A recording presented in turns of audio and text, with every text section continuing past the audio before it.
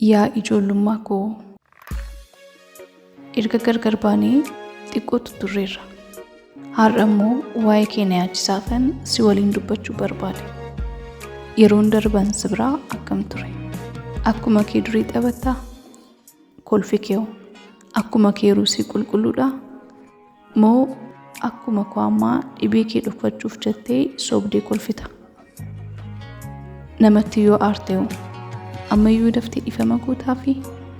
Moo akkuma koo yeroo namatti aartu haaloo baafannaadhaaf gaadda? Dhugaa dubbachuudhaaf yeroon si yaadadhu guddachuu kootti baay'een aara. Osoon si qofaa ta'ee hafeera ta'ee jedheen hawwa. Siif hin galu malee osoo guddachuun maal akka ta'e sitti himee bakka kanatti na argu keef ni gaabbita. Yeroo guddattu waan baay'ee argita, waan baay'ee dhageessas, waan baay'ee si yaaddessa. Ijoollummaa hawwita. Osoon hin guddanne ta'es jechisiisa. Guddachuunis guddachuus hin fakkaatu.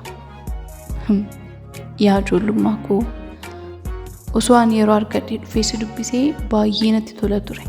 Garuu akkan carraas yeroos hin qabne beekta. Nagaan naaf ture.